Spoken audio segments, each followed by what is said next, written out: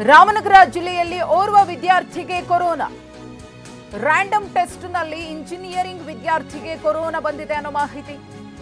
ರಾಮನಗರ ಜಿಲ್ಲೆಯ ಬಿಡದಿ ಹೋಬಳಿಯ ಬೈರಮಂಗಲ ವಿದ್ಯಾರ್ಥಿಗೆ ಕೊರೋನಾ.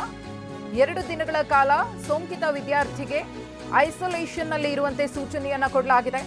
ರಾಮನಗರ ಜಿಲ್ಲಾ ಆರೋಗ್ಯ ಅಧಿಕಾರಿ ಡಾಕ್ಟರ್ ಕಾಂತರಾಜ್ ಅವರು ಈ ಬಗ್ಗೆ ಮಾಹಿತಿಯನ್ನ ನೀಡಿದ್ದಾರೆ.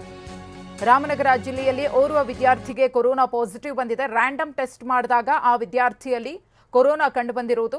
ಹೀಗಾಗಿ 2 ದಿನಗಳ ಕಾಲ ಐಸೋಲೇಷನ್ನಲ್ಲಿ ಆ ವಿದ್ಯಾರ್ಥಿಯನ್ನ ಇರಿಸಲಾಗಿದೆ. ಸಿಂಪ್ಟಮ್ಸ್ ಇಲ್ಲದೇನೂ ಕೂಡ ಕೆಲವು ಸಂದರ್ಭಗಳಲ್ಲಿ ಕೊರೋನಾ ದೇಹವನ್ನ ಹೊಕ್ಕಿರುವುದನ್ನು ನಾವು ಗಮನಿಸಿದ್ದೀವಿ. ಅದೇ ರೀತಿಯ ಕೋವಿಡ್ ಪಾಸಿಟಿವ್ ಪ್ರಕರಣವ ಇದು ಅನ್ನೋದ್ರ ಬಗ್ಗೆ ಇನ್ನಷ್ಟೇ ಮಾಹಿತಿ ಸಿಗಬೇಕಿದೆ. ಸದ್ಯಕ್ಕಂತೂ ಕೋವಿಡ್ ಪಾಸಿಟಿವ್ ಆ ವಿದ್ಯಾರ್ಥಿಗೆ ಬಂದಿದೆ ಅನ್ನೋದ್ರ ಬಗ್ಗೆ ಮಾಹಿತಿ ಸಿಕ್ಕಿದೆ. ಇವತ್ತು ನಮ್ಮ ಬೈರ್ಮನ್ PHCಯಲ್ಲಿ ರ್ಯಾಂಡಮ್ ಆಗಿ ಟೆಸ್ಟ್ ಮಾಡುವಾಗ ಒಬ್ರು ವರುಣ್ ಅಂತ ಹೇಳಿ 22 ಇಯರ್ಸ್ ಇವರಿಗೆ ಟೆಸ್ಟ್ ಮಾಡಿದಾಗ ಅವರು ಕೋವಿಡ್ ಪಾಸಿಟಿವ್ ಬಂದಿದ್ದಾರೆ. ಬಟ್ ಮೇಲ್ನೋಟಕ್ಕೆ ಸಿಂಪ್ಟಮ್ಸ್ ಏನು ಜಾಸ್ತಿ ಇಲ್ಲ.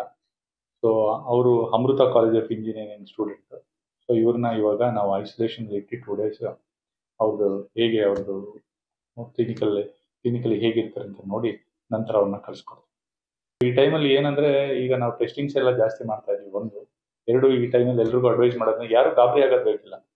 ಸೊ ಎಲ್ಲರೂ ಧೈರ್ಯವಾಗಿರ್ಬೋದು. ಬಟ್ ಎಲ್ಲರೂ ಮಾಸ್ಕ್ ಹಾಕೊಳ್ಳಿ, ದಯವಿಟ್ಟು ಸೋಷಿಯಲ್ ಡಿಸ್ಟೆನ್ಸಿಂಗ್ ಮೇಂಟೈನ್ ಮಾಡಿ.